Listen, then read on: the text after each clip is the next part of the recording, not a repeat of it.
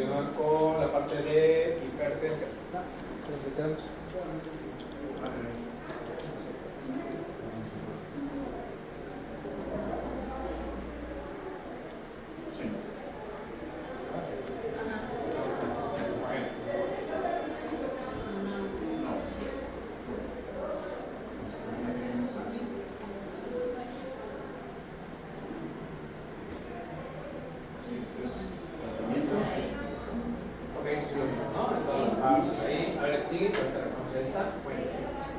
Esta figura nos ayuda a entender desde las últimas guías de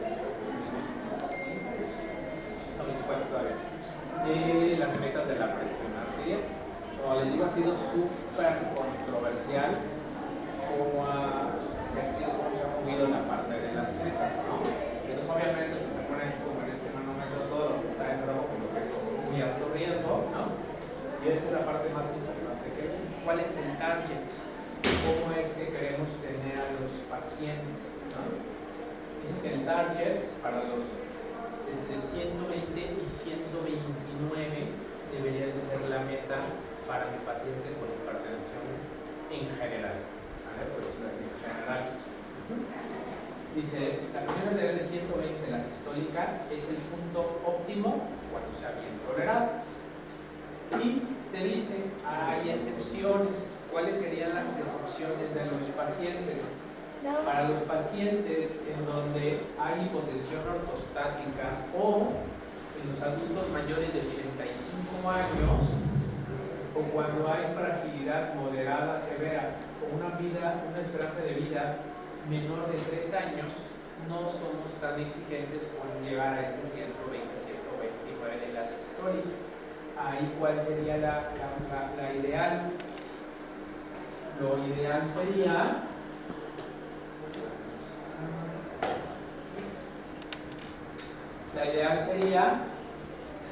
tan bajo como sea razonable, es decir, idealmente menos de 140, si es que el 120 a 129 no ha sido tolerable, ¿no? Entonces la meta general es 120, 129, ¿sí?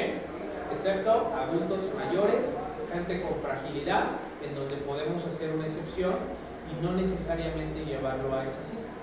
¿A qué cifra lo vamos a llevar? Tan bajo como sea posible, idealmente por debajo de 140 de sistólica. ¿Sí? Esa sería como la meta. Entonces aquí hay varias herramientas que te sugieren las guías. Ok, ¿cómo vamos a empezar? Vamos a ver, ¿qué piensa que vamos a empezar con una pastilla en la mayoría de los pacientes? ¿Quién piensa que empezaríamos con 2 pastillas? Con 2 medicamentos. ¿Quién pensaría que con 3? ¿Y los demás? Bueno, me dicen, ¿qué es lo que en general siempre debemos hacer? Empezar con una combinación dual. ¿Sí? ¿Por qué creen que empezamos con una combinación dual y no como antes hacíamos, que empezábamos con una sola medicina o con una sola pastilla? ¿Qué se les ocurre? ¿Por qué, doctor? ¿Por qué piensa que empezaríamos con una combinación dual y no con una sola? ¿Por qué no empezamos solo con enalapril? Bajarnos de una manera más rápida y ya con... ¿Tú crees que debemos bajar mucho y después corregir? ¿Okay? ¿Alguien piensa algo diferente? O evitar que progrese, Evitar que progrese, subamos, ¿algo más? Yo creo que, bueno, no sé, pienso que tiene que ver con lo que veíamos de los múltiples factores que... Exactamente. 2 situaciones. 1. Primero, todos los medicamentos tienen efectos adversos, ¿están de acuerdo? Todos, ¿sí? Si le damos una dosis muy alta de uno solo, le vamos a dar un montón de efectos adversos de ese uno solo, ¿no? Si le doy una combinación moderada, le voy a dar menos efectos adversos y vamos a tener ese efecto que le llamamos en medicina sinergia. ¿Sí? Imagínense que ya dijimos que la presión tiene que ver con alteraciones en la regulación del tono, tiene que ver con alteraciones en el sodio, con hiperactividad simpática. Si le damos principios que actúen en diferentes dianas terapéuticas, vamos a tener un mejor control con menos efectos adversos. ¿Eso significa, doctor, que me voy a empastillar y que voy a tomar muchas pastillas? No. Porque ¿qué vamos a hacer? ¿Qué dice aquí esta parte? Una combinación dual, pero en una sola tableta. Tenemos ya en el mercado y en el cuadro básico de las instituciones combinaciones de donde vienen dos medicamentos. Paso número 1, empezamos una combinación dual. ¿Sí? Ahora, aquí esta parte de fuerza alrededor. Sí.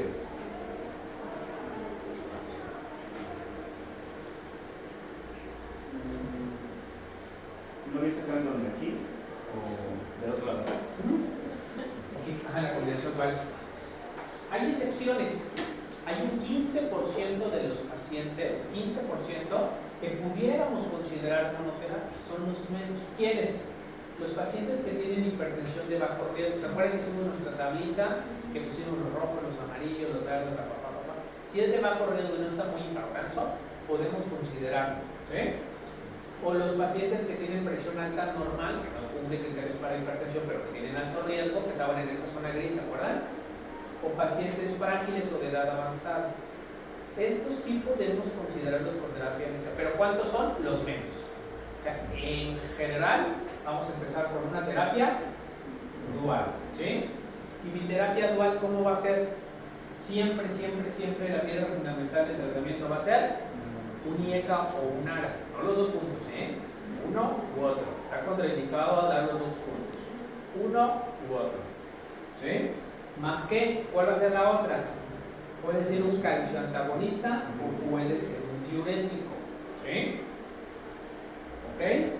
Estos, aquí se controlan qué porcentaje de los pacientes. O sea, el 60%, la verdad es que no es nada despreciable. Ok, de aquí, ¿qué pasaría si yo no? ¿Cuánto tiempo voy a ver a mi paciente para ver si ya se controló?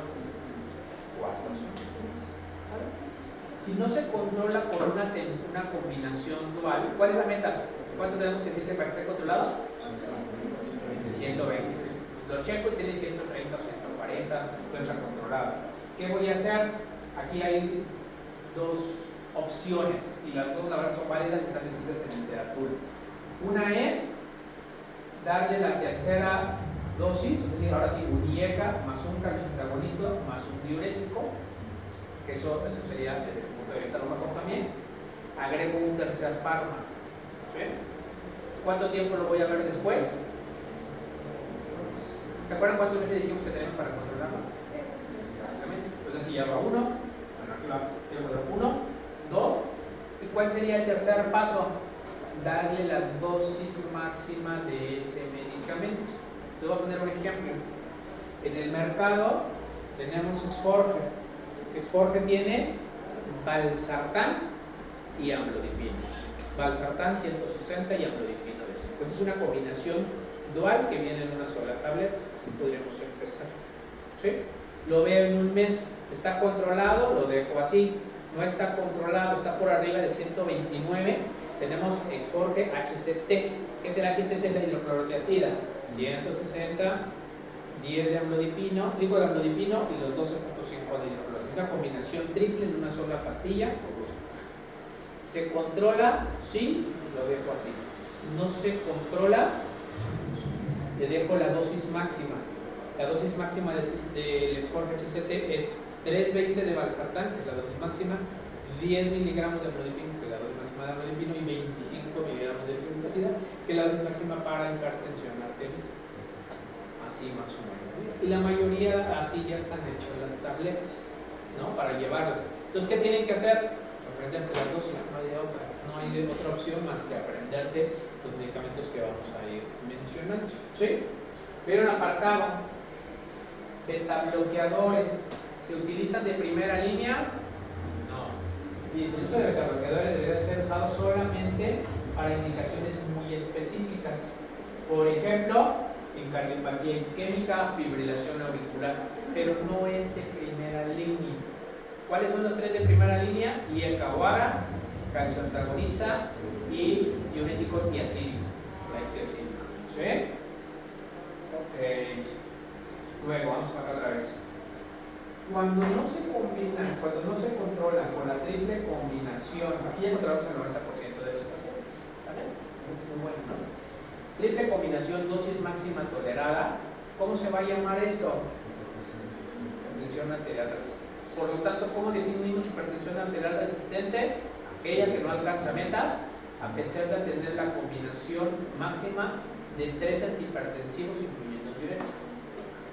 ¿Vale? Esa es la ¿qué? ¿Qué porcentaje hay de hipertensión arterial realmente resistente? Como un 5%, porque hay un 5%, más aquí llevamos el 90%, ¿no? Hay un 5% que tienen pseudoresistencia. ¿Qué será la pseudoresistencia? El paciente que no se apega al estilo de vida, que sigue comiendo un montón de sodio, que sigue tomando un montón de alcohol, que no está bajando de peso, que no hace ejercicio. Todo eso se llama pseudoresistencia, porque realmente si hiciera el estilo de vida, combinación triple, se controla. Pero hay un 5% que realmente no se controla.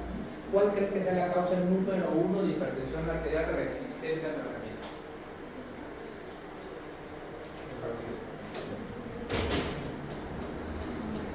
¿Cuál creen que sea la causa número 1?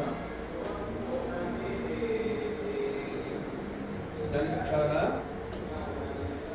¿Qué pacientes son bien difíciles de controlar? La insuficiencia renal. La insuficiencia renal es la causa número 1 de hipertensión arterial resistente al tratamiento. Pero para este entonces ustedes ya vieron que hay que tomarla en laboratorio. Si dentro de los laboratorios es creatinina alto, no se les puede escapar, ¿verdad? ¿Y cuál es la segunda causa más habitual de hipertensión arterial resistente al tratamiento? Hiperaldosteronismo. Por eso es que cuando hay hipertensión arterial, realmente, si ustedes ya le dijeron al señor que no coma sal, hay que hacer ejercicios, está bajando de peso, etc., el cuarto paso es ese sería el cuarto paso de medicamentos, ¿vale? Siempre y cuando el filtrado glomerular sea adecuado, menor de 45, y tengo potasio menor a 4.5, ¿sale? Ese es el cuarto paso. ¿Cuál sería el quinto paso? Casi nunca llegamos ahí. Beta bloqueadores o alfa bloqueadores, pero estos beta bloqueadores tienen que tener efecto vasodilatador. ¿Qué beta bloqueadores conocen que tenga efecto vasodilatador?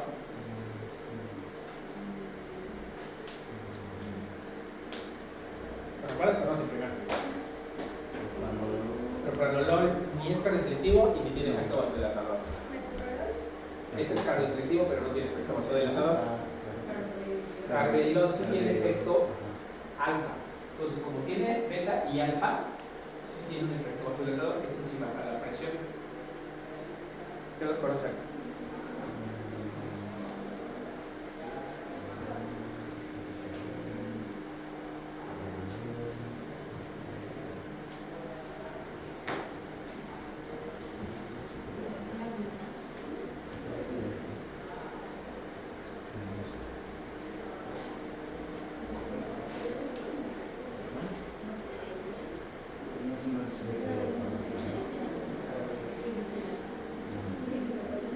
¿Conocen el nebivolol? No. Bueno, el nebivolol sí, también tiene efecto vasodilatador, que sería el otro de los que se pueden utilizar. Ese es como el quinto paso, ¿no? Y hay algunos vasodilatadores directos. ¿Han escuchado hablar de isosorbide, hidralacina, prazosina es un alfa, beta bloqueador, que son medicamentos alfa-metildopa que ocupamos en embarazadas, pero esos son medicamentos que están como en la quinta o sexta, ¿no? Realmente, pues, yo creo que no tengo ningún paciente que llegue a tanto. Sí, que eran cosas. Y hay algo que se llama denervación renal. ¿Qué han escuchado de la denervación renal? Un procedimiento relativamente experimental porque se han hecho algunos estudios, algunos han sido positivos, en donde sí les baja 10 milímetros de mercurio, algunos han salido neutros los estudios, que se como intravertido, entran así como un cateterismo y queman las arterias renales por dentro. Se supone que con eso hay menos activación simpática de los riñones, hay menos producción de renina teóricamente y se puede subir a menos la presión. Los estudios han sido menos ambiguos, por eso es que ya está como hasta casi así, ¿no? En falla cardíaca, ¿cuáles son los mejores antihipertensivos? Ya lo veré con el doctor Adrián, pero los ARNI, que son entre esto, y los niveles de SGLT2. Y en falla renal, pues SGLT2 también, y finerenona puede utilizarse.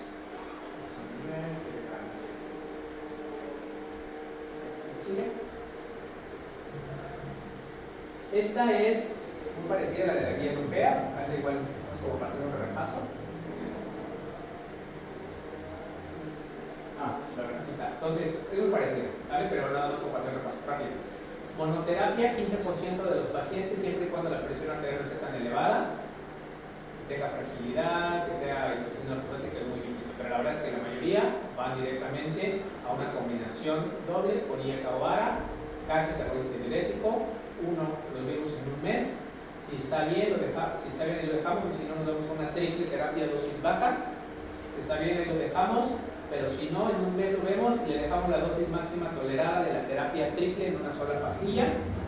En cualquier step, en cualquier lado, en cualquier momento más bien, se le puede agregar un beta bloqueador solamente si tiene alguna cosa extra, como angina, infarto, fibrilación, falla cardíaca, etc. Pero si no, no. ¿Sale? Si está bien controlado, ahí lo dejamos, y si no, se va a llamar hipertensión arterial resistente al tratamiento. Hay que hacer test de adherencia, referir a una clínica de hipertensión y agregar espironolactona, ¿vale?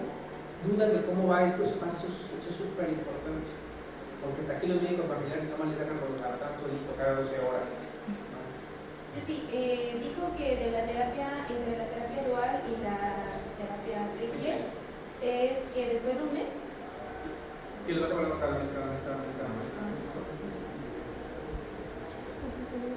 Ok, ¿se sigue? Entonces, ¿cuál sería la meta? Menos de 138. ¿No? Menos de 138. Ok. Entonces, acá está la parte de cómo evaluar. No solamente evaluamos cifras, tenemos pacientes, no evaluamos cifras, ¿no? Sino que hay que estar evaluando ahí esta parte. Obviamente la presión es una de las situaciones que estamos realizando, y bueno, una o dos veces al menos cada mes a principio para que estén controlados es lo ideal. Nos ayudamos mucho del monitoreo domiciliario. Si nosotros le explicamos bien al paciente cómo monitorizarse, la verdad es que sí nos ayuda muchísimo.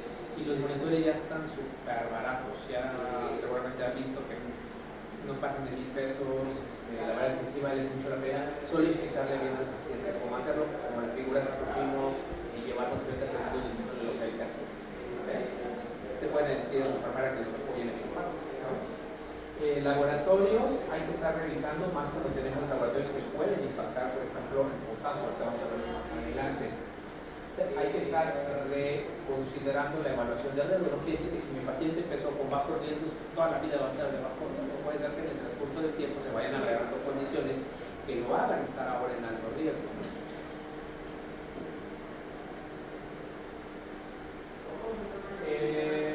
Verificar las intervenciones al estilo de vida y los patrones de medicamentos. Platicarles, ok, está bien con la presión, está bien con sus medicamentos, cómo va con el ejercicio, cómo va con la alimentación, tiene una duda, está agregando tales, lo de la dieta tripolar, estarle preguntando esa parte también es bastante importante, porque si no, le vamos a tener que estar agregando medicamentos cada poco tiempo. Entonces eso es bastante importante, y algo que yo le digo mucho a los pacientes, y la verdad es que les ayuda un montón, es lo del pastillero, porque el paciente no toma solamente la medicina de la presión, casi siempre toma para la diabetes, toma más cosas, y muchas veces se va confundiendo de qué medicina sí que no, o incluso no es poco habitual que se duplique dosis, que ya no se acuerde si la tomó y se la vuelve a tomar. Entonces el pastillero ayuda mucho para eso. El familiar responsable del paciente se lo lleva una vez a la semana, se da cuenta si ya se le va a acabar la medicina, pues tiene chance de comprarla, y el paciente, el adulto mayor que se toma sus pastillas, va y dice, a ver, la pastilla de lunes aquí, no, el miércoles aquí está, no me la he tomado, ¿no? Y evita duplicar esas cosas, es muy importante. Verificar la iniciación y la adherencia, y bueno, el soporte a los pacientes. Bueno, entonces todos los pacientes que tienen diagnóstico de hipertensión, todos tienen estilo de vida, evidentemente. Ya dijimos que todo paciente que tiene más de 160-100 y que ya estamos seguros de que es hipertenso, que tiene más de 160-100, siempre le vamos a iniciar tratamiento con medicamentos, ¿no? El problema está en los de 140-100, ¿no? 90-99, en donde a quienes de estos sí le vamos a iniciar luego un nuevo tratamiento medicamentoso, ¿no? En los que son de alto riesgo, pues sí hay que iniciar el tratamiento inmediatamente. En los que no son de alto riesgo, podemos, en algunos casos, la literatura lo describe, cambios al estilo de vida, y dependiendo de los cambios del estilo de vida, si impactan, no necesariamente con estas cifras tendrá que iniciar medicamentos, pero hay que individualizar. La verdad, en México la mayoría de los pacientes no se apegan así bien al estilo de vida. Entonces, esos pacientes sí hay que individualizar muy bien si son candidatos a que de una vez mejor tomen medicamentos. Porque hay pacientes que no los vuelves a ver, les cambias de nivel y nunca regresan. Y no se ponen su medicamento y ahí andan por una bomba de tiempo, ¿no? Para que sigan. La meta, bueno, ya dijimos, lo mínimo que debemos de disminuirle, al menos 20 milímetros de mercurio, pero bueno, ya dijimos que la idea es que estén entre 120 y 120, ¿no? Que es útil que se establece. ¿A qué sigue? Los steps, bueno, ya lo vimos. Tratamiento ya, vimos. Okay. Vamos a empezar ya a hablar de las diferentes familias, ¿no? Los IECAS o los ARAS, ya dijimos que son la piedra fundamental en el tratamiento. Siempre van a ser los de primera elección. Ya saben que los IECAS pues, bloquean la conversión del precursor de la angiotensina en angiotensina 2 y los ARA2 bloquean el receptor AT1, el efecto del mismo. Tienen menos protección de EBC versus lactancia antagonista, pero tienen mucha protección coronaria.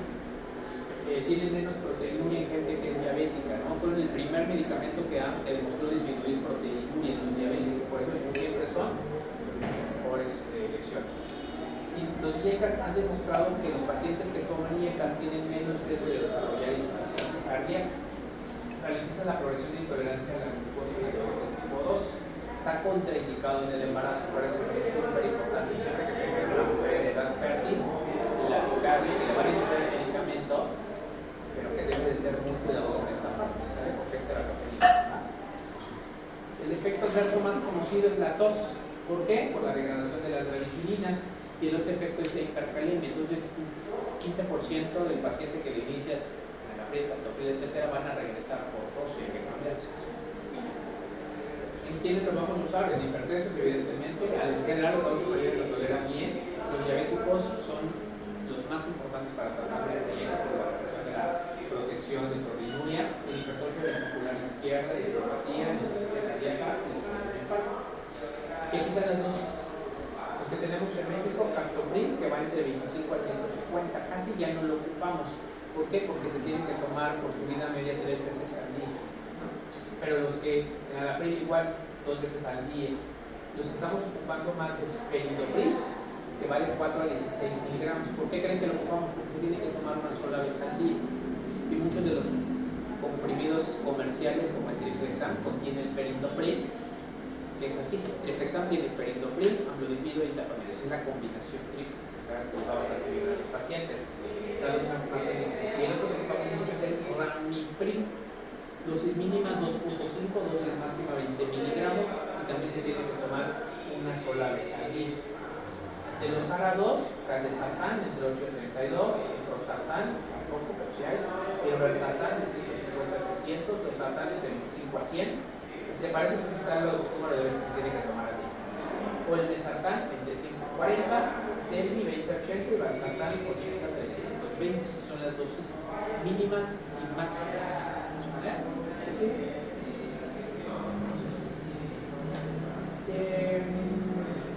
Por eso es el mecanismo, ese es el artículo que les mandé. Aquí está igual los IECA, las dosis mínimas máximas, cuántas veces se toman, el mecanismo de acción, que es lo que ya dijimos, el efecto adverso más conocido, y bueno, la parte de la que nunca se debe de comparar los IECAs con los IECAs. Luego los calcioantagonistas es la segunda familia, bloquea la apertura de los canales regulados por los tipo L, es decir, las musculares. Entonces, al igual que la clortalidona y el lisinopril, son muy buenos para proteger episodios coronarios muy mortales, es decir, muerte. Tienen menos protección versus insuficiencia cardíaca comparado con IECA, pero tienen una potencia bastante previsible dependiendo de la dosis. Se administra la mayoría una vez al día, eso nos ayuda mucho. Tienen una buena tolerabilidad, son baratos, es una desventaja del costo. ¿Y cuál es el efecto colateral? Que en el 10% de los casos provoca edema de tobillos.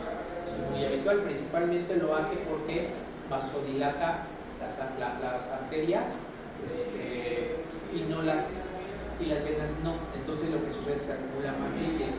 Habitualmente cuando lo juntamos con un IECA o ARA que también afectan las venas o con un diurético tiacídico disminuye ese efecto, pero siempre se puede dar. El uso recomendado es en ancianos, diabéticos, después de MBC y hipertensos. Amlodipino es el que más tenemos a la mano. La dosis va desde 2.5 hasta 10 miligramos al día, es la dosis máxima. Pero van dando así 4 tabletas, y es que no vale la pena dar más efecto adverso y no tiene más potencia, ¿no? Felodipino de 2.5 a 20, nifedipino de 30 a 120 miligramos, que son los más comunes. Hay dos tipos de nifedipino y es muy importante que se los platique. El nifedipino de liberación prolongada es el que ocupamos en hipertensión, que es el de 30 miligramos, y el nifedipino de liberación rápida. El nifedipino de liberación rápida viene de 10 miligramos y viene como en una capsulita. Hay muchos lugares que lo que hacen es que le pican a la capsulita y sacan unas gotitas y se ponen abajo de la lengua para hipertensión arterial y llegan a cáncer descontrolados. Eso está muy mal. ¿Qué pasa? Sí les baja la presión de volada, pero luego rebota y vuelve a ir mucho más. Llegó con 180, les baja en 20 minutos y a la hora ya están en 200. ¿Sí? Actúa tan rápido que tiene ese efecto de rebote que incluso en muchos casos despierta a veces o de infartos cardíacos. En Estados Unidos esa presentación está fuera del mercado, no existe. Aquí no sé por qué sí existe, pero de 10 miligramos es muy mala idea. Entonces, ¿cuál es el que ocupamos? Le quise el de liberación larga, el de 30, el de 120 miligramos. ¿Va?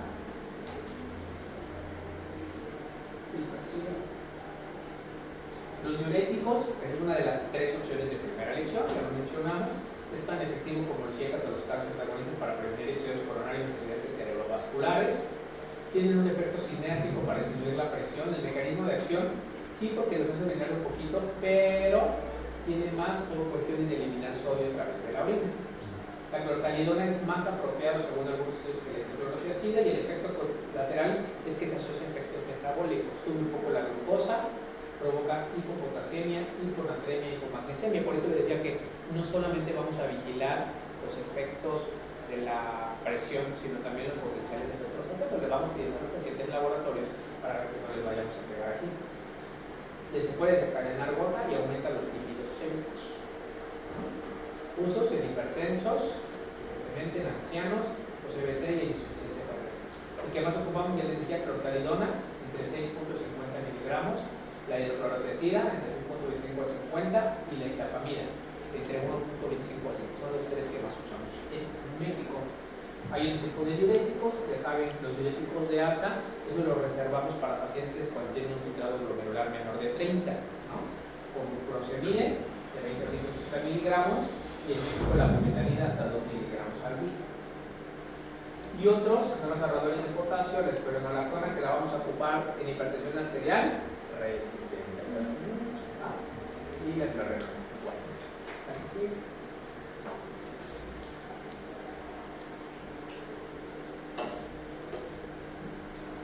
Son menos eficaces los betabloqueadores. ¿Cuánto baja un betabloqueador de presión? 5 milímetros de mercurio.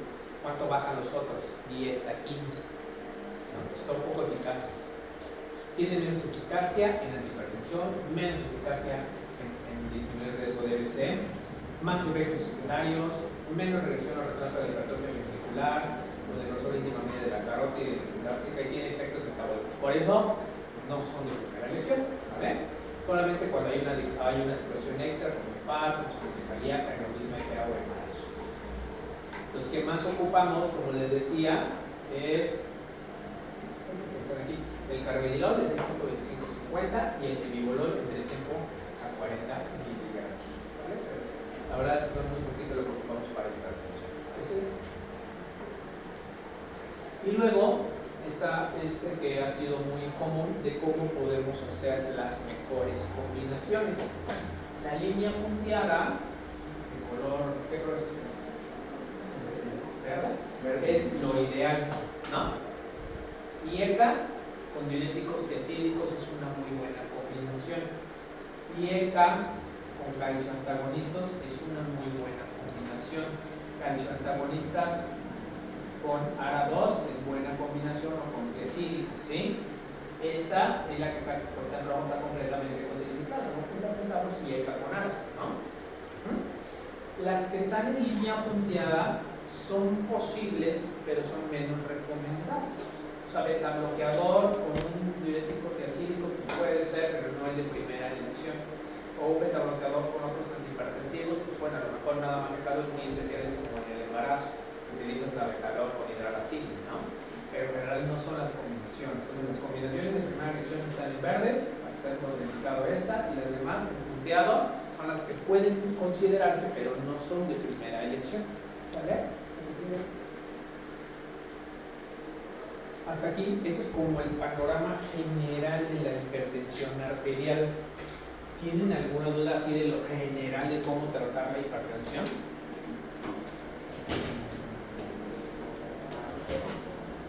Las metas, toda esta parte, ¿nada? Si les llega un hipertenso ya saben qué darle. Si les llega un hipertenso descontrolado ya sabe cómo ajustarle. Ahora vamos a ver un caso que... A ver, dime, pero que no te pregunto. Cada que cambie de la terapia dual a la triple, ¿tiene que también pedir laboratorio? Si estás dando un medicamento que puede tener efectos adversos como un diurético tiacídico, sí.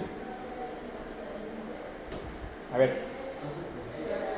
Entonces, paciente de 55 años, diabético hipertenso que llega por gripa, digamos, en un centro de salud, toma losartán una cada 12 horas y llega con 140/90. ¿Te metas?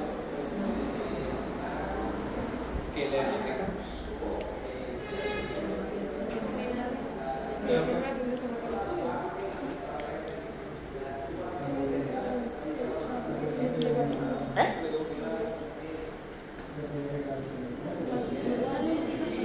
¿Usted le dejaría losartán y le agregaría un transfusionista?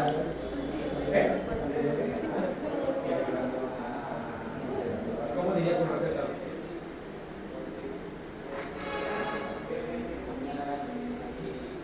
No le va a decir eso, no le va a decir eso. ¿Qué diría su receta?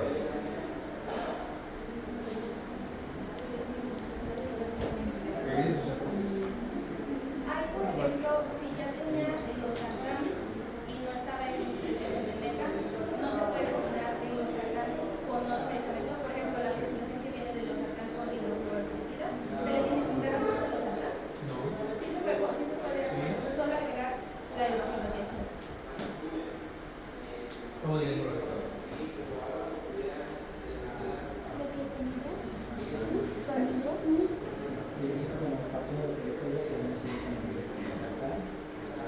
¿Cómo diría su receta, doctor?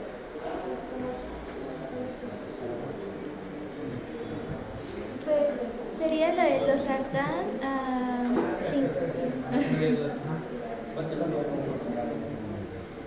A ver, Sería lo de losartán en tableta de 50 miligramos, tomar una tableta vía oral cada 24 horas durante 30 días y la hidroclorotiazida, tableta de 12.5 miligramos, también tomar una tableta vía oral cada 24 horas durante 30 días. Mira, el losartán tiene una vida media de 12 horas y se tiene que tomar 2 veces al día. Ok. ¿Quién concuerda con la doctora o quién hay otra cosa diferente? Yo tengo una duda. Si dijo que era diabético, No, aquí no tenemos que. No, que no había dudas. Aquí no tenemos que sacarle estudios. Sí, hay que sacarle estudio, pero pues ni modo que lo dejes ir así. O lo dejas ir así. ¿Qué harías tú? Primero sí, justo, me encargaría de mandarle estudios y decirle. ¿Así que se vaya? ¿Con su No. presión alta? Pero sí pondría lo. Está bien, sí le pides estudios, pero ¿qué diría tu receta? Continuar con los sartán ¿Continuar con los sartanes que esté fuera de metas? y agregar la que ya dice, la hidroclorotiazida. ¿Qué dijimos en el precepto? Le vamos a dejar a los pacientes cuál es la parte del tratamiento. Dejarle una monodosis, una monoterapia, una medicina. Eso es lo que estás en dos. O sea, le vas a dar 3 pastillas. Losartán en la mañana, losartán en la noche y hidroclorotiazida. ¿Sí? ¿Ese es tu planteamiento? No, es demasiado. ¿Eh? Es demasiado. Entonces, ¿qué dice sus apuntes? ¿Qué dice el diagramita? Bueno, que vayan. Dijo que Sí, había dejaría justo la presentación de 25, creo que está 25, 12.5. losartán con hidrocloro cada 12 horas. Y bueno, solamente como para indagar si su mal manejo no es resultado de, no está dando valor como resultado que no esté en parámetros, pensaría en eso. ¿Cómo? A ver, le dejarías tú la tableta de 50, 2 2 veces al día. Ajá. O sea, lo harías, le darías Mañana y noche. epilético en la noche cuando se levante a orinar en la noche. Pues.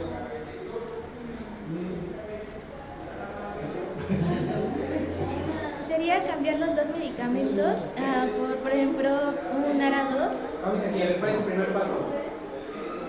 que sería la de combinación dual. Combinación dual mono-tableta. Ajá. Entonces, ¿por qué no le daría, por ejemplo, un ARA-2, pero de acción prolongada, para que tome una sola tableta? Puede ser Irbesartán, Irbesartán, que les guste a ustedes y que tengan a la mano Irbesartán, más otra cosa, puede ser calcio antagonista o diurético tiacídico, pero de una sola, ¿no? Por ejemplo, el Exforge o Itus, que vendrá ahí, o el Mesartán amlodipino, ¿no? Entonces, ¿qué vamos a hacer? Le vamos a dar una combinación dual en una sola pastilla. En una sola pastilla. Entonces, a ver, señor, usted está tomando 2 pastillas y no le sirve. Le propongo darle una pastilla que se va a tomar al día, pero más potente, se va a controlar mejor, ¿no? Y no va a tomar tantas pastillas, creo que se va a ir contento o triste, ¿no? Entonces puedes dejarle, decía doctor, puedes dejarle la combinación Micardis que trae el Irbesartán con amlodipino, 85 miligramos. Ya le irán viendo cuando vayan a esa parte y que vayan entendiendo qué, pero la idea es que se vayan con que tengo darle una combinación de un ARA-2 de vida media larga. ¿Sí? Ok, le pidió estudios, doctora, y regresa y ese paciente regresa con 135-85, ¿no? Y trae una glucosa de 140. ¿Qué le pidió por el laboratorio? Pues sí, Hemoglobina glucosilada de 6,9. ¿Qué más? una química sanguínea para descartar que sea triglicéridos. ¿De qué? ¿Una química sanguínea para representarte qué? Es que no sea como algo de, como cuando pide lo de perfil de lípidos completo. Tiene colesterol de 190, LDL de 99 y HDL de 35. ¿Qué hace? ¿Lo deja así? ¿Cuál es la meta que establecimos? 120, 129. ¿Eh? De 120 a 129. Y sigue teniendo la alta. ¿Qué hace? Ahora sí hagamos el tercer paso, que era juntarlo con Una combinación triple. Sí. ¿No? Está fácil, ¿no?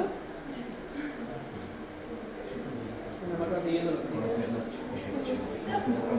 Pero entonces, los sartanes que lo que nos decía, ¿cómo la podríamos dejar? ¿O no la dejamos? No la dejamos. Que ya la mides. como para... Que ya la mides. Tírenlo a la basura.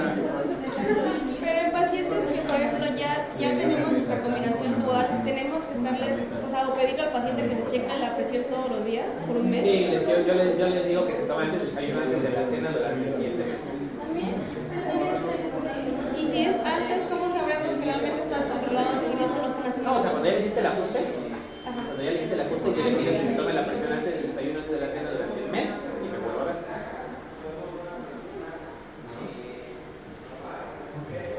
Y la verdad es que los sartanes como así de muy viejito, y la verdad es que hay muchas mejores opciones, ¿no? Y hay genéricos de telmisartán. El costo, evidentemente, sí es el más barato, pero hay telmisartán y irbesartán que son hay genéricos que son de nueva generación de 24 horas, o sea, no está justificado pues dejarle eso, ¿no? Igual captopril, o sea, sí hay pacientes, pero la verdad es que no dan alapril, ¿no?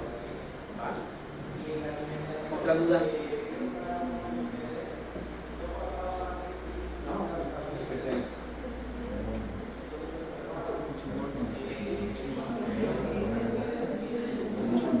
Los pacientes adultos mayores ha sido muy controversial, porque mucho tiempo los de más de 65 años no los trataban. O sea, los trataban así, ya está viejito. Entonces, o hay algunos que solamente tienen hipertensión sistólica aislada, o sea, tienen 150-80, ¿no? Y dicen, ay, les doy o no les doy, no se vaya a bajar la diastólica, se vaya a pasar algo. Hay varios estudios, aquí les pongo 6 estudios controlados con placebo, han demostrado de manera inequívoca que cualquier protocolo para bajar la presión reduce los episodios cardiovasculares en pacientes iniciados. ¿Sí? Entonces aquí la presión por objetivo ya saben que cambia, ¿no? Lo más cercano a 140 está perfecto, solamente hay que evitar hipotensión ortostática. Y esos son los estudios, el estudio HIGH, SOAP, SHAPE, el CIT del Reino Unido, el CIT de China, el CUP y el STOP, y ECA con diurético versus placebo, ahora 2 con diurético versus placebo, incluso beta-bloqueadores contra placebo, IECAS, calcioantagonistas versus placebo, IECAS, calcioantagonistas contra placebo, beta-bloqueadores y diuréticos contra placebo. Todos disminuyeron presión arterial evidentemente, y todos disminuyeron riesgo cardiovascular. Los que más, 34%, los IECA, por ejemplo, el ARA 28% de riesgo de EBC, 33% menos riesgo de EBC, el SHAPE 37%, por ejemplo, llega con calcioantagonista de riesgo cardiovascular. Entonces, sí hay que darle medicamentos a los viejitos, aunque estén viejitos. No solamente que sí hay que ser cautelosos y empezarle con dosis más chiquitas. Pero no los dejamos fuera del tratamiento, aunque sea hipertensión arterial sistólica aislada. Hay evidencia para tratarlos. Este es como lo ideal de seleccionar la terapia para adultos mayores de 80 años. Ver el nivel de presión, evidentemente, el target, establecerlo de forma diferente, de 140 a 150. En ellos sí podemos considerar monoterapia, ¿sí? Es ese 15% que sale, por eso son casos especiales, ¿no? No es el grueso de la población. Y ir haciendo el upgrade poco a poquito, reducir el tratamiento si la presión llega a bajar mucho, 120 y más si no se tiene la hipertensión arterial ortostática, pues tiene también la presión de presión, ser cautelosos pero sin tratarlos. La hipertensión de bata blanca, ya saben que es aquella que la presión arterial sube cuando llegan al consultorio, por eso se dice bata blanca, se atribuye a la respuesta a la ansiedad. En general, los pacientes que no tienen factores de riesgo, solo cambios al estilo de vida. Si existe un riesgo cardiovascular mayor o trastornos metabólicos, algunos podemos considerarle darles algo de medicación. Y la hipertensión enmascarada, ¿la han escuchado? Lo contrario, ¿no? Anual en el consultorio y afuera se les sube. Es muy habitual en los pacientes renales, ¿no? Eso se cargará si les damos mucho. Las mujeres es un caso especial por la cuestión de que a veces no siempre las mujeres se tratan tanto, ¿no? A veces llegan muy tarde a los tratamientos, pero la reducción debe de ser similar para con hombres, no hay algún ajuste.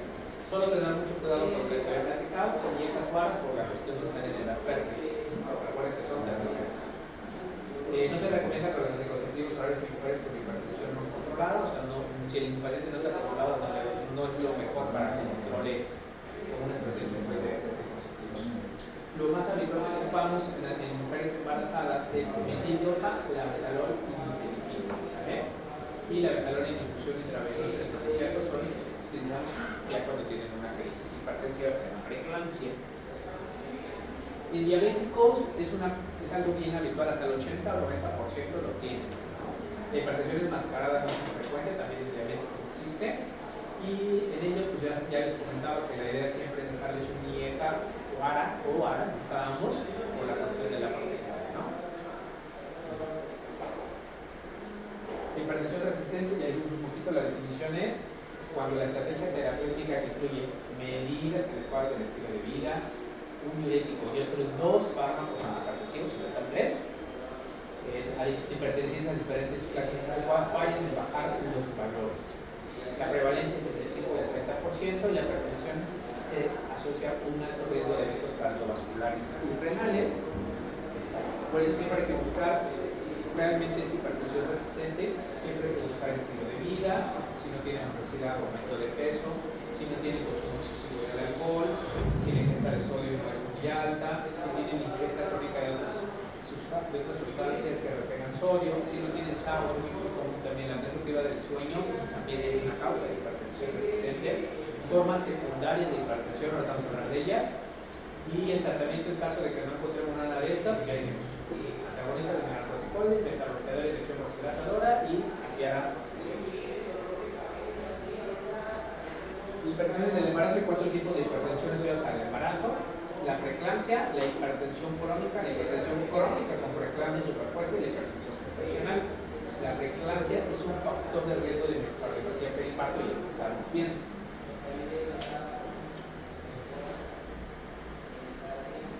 En general no les damos muy inicial, en las mujeres embarazadas aceptando un poquito, no les damos antihipertensivos por estar en el estadio 1, solamente para aquellas que tienen más de 160, 110, las que las vamos vigilando. El sulfato de magnesio no es un antihipertensivo, a veces lo van a estar viendo mucho cuando el médico les tocó.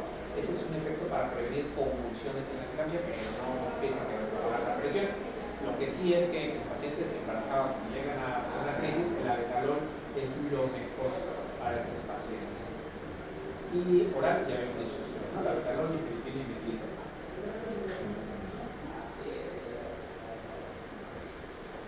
¿Lo vamos cerrando? Sí.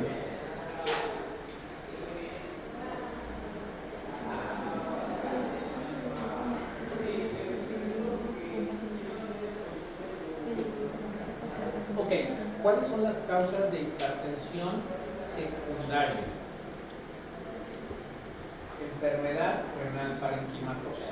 Cuando un paciente no responde al tratamiento, está muy joven para ser hipertenso, hay que descartar estas posibilidades, ¿no? Entonces, ¿cómo yo descarto que tengo una enfermedad renal parenquimatosa? Como le hago la historia clínica, lo que no tenga antecedentes familiares, en los laboratorios que no tenga proteinuria, hematuria, leucocinuria, que no esté disminuido la presión glomerular y un ultrasonido de riñón. Aldosteronismo primario que tenga síntomas de hipocalemia como debilidad muscular, tetania, en los laboratorios que tenga hipocalemia, ¿no? Y el específico es, bueno, en general es hacer un estudio que se llama determinación de la actividad renina-aldosterona. La confirmación es con una prueba de supresión de sal, una tomografía para ver los suprarrenales. Otra de las cuales es la estenosis de la arteria renal. Habitualmente podemos percibir un bulto abdominal, también puede tener soplos en las arterias renales. Lo vemos en los laboratorios porque disminuye el filtrado glomerular, aumenta la creatinina y realmente, como confirmamos, es haciéndole un doble renal. Vemos las arterias renales y está disminuido. Feocromocitoma es otra de las causas de hipertensión primaria, que encuentra por palpitaciones, historia de hipertensión lábil. El estudio lo hacemos con medimos niveles de beta-nefinas en plasma o en orina de 24 horas y lo confirmamos el estudio con una resonancia magnética. Síndrome de Cushing es otro de los datos de hipertensión primaria, lo vemos por obesidad central, facial rubor, estrías púrpuras, atrofia, ¿no? Que en los laboratorios hipocalemia, el estudio también es el de cortisol y le podemos estudiar específicamente con la prueba de supresión de desaceleración. Coartación de aorta es otra de las cosas. Aquí, como ya dijimos, tienen más presión arriba que abajo, como el Pancho Pantera que habíamos dicho, y no tienen pulso en la parte inferior. Realmente lo podemos confirmar con una tomografía. Una disruptiva del sueño, que generalmente es un gente gordita, que ronca mucho, que se queda dormido en el día, y que en la noche no duermen bien. ¿Cómo lo hacemos? Bueno, con una poligrafía respiratoria. Y enfermedad tiroidea, síntomas de hipertiroidismo, por ejemplo, tremor, pérdida de peso, palpitaciones o hipotiroidismo, intolerancia al frío, ganancia de peso, y esto lo vemos a través de laboratorios. Entonces, vean ustedes que cuando dijimos cuáles eran los laboratorios mínimos que necesitamos, en general casi todas estas causas las podemos evaluar o en una buena exploración física. Por eso es la importancia desde el principio enfocar bien a mi paciente para que no se me vaya a pasar algo de eso. Pero bueno, de todos modos sospéchenlo cuando sea paciente muy joven o que tenga hipertensión arterial resistente, ¿no? Y ahí es cuando se derivan a los pacientes, porque ya vieron la cantidad de estudios que se tienen que realizar, son pocos. Entonces ya son más dudas o preguntas, chicos, de hipertensión. En el artículo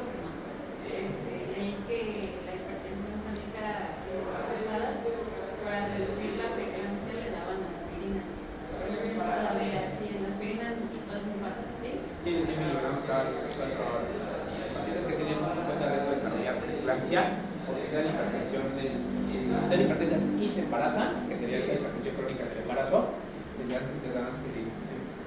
O las mujeres, por eso ya lo ven los ginecólogos, ¿no? Pero hay más riesgo de preeclampsia conforme más años se sea la mujer. Eso también les dan. ¿Alguna otra duda? ¿No? Ya pueden contar hipertensos.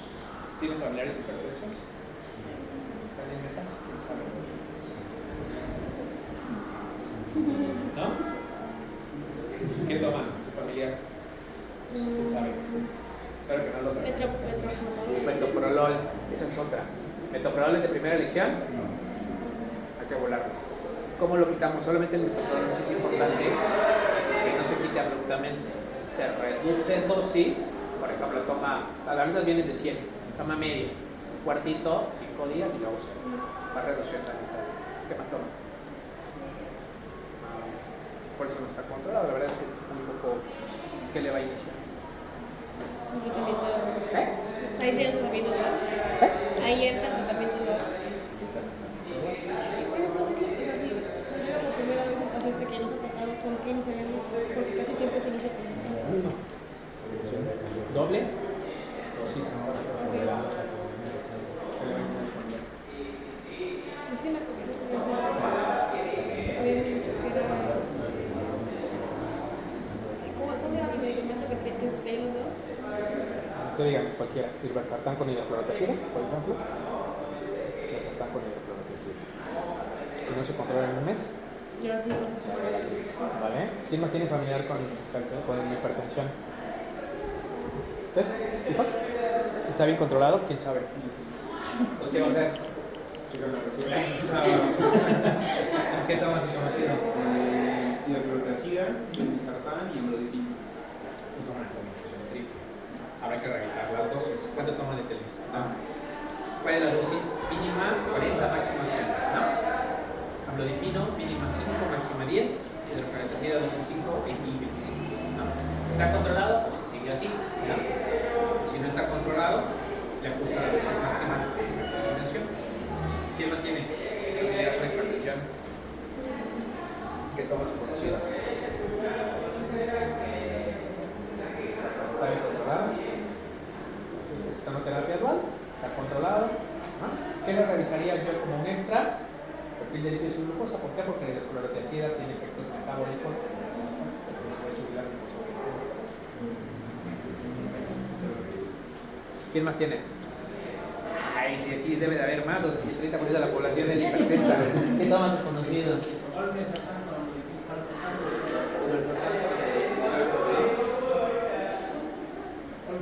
Preguntar, yo no le preparé, no tiene efectos adversos, la mayoría tiene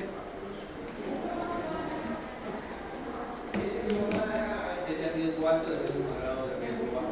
Familiar, como sabemos, 50 personas, ¿no? Tiene mucho perfil de lípidos, tiene problemas de diabetes,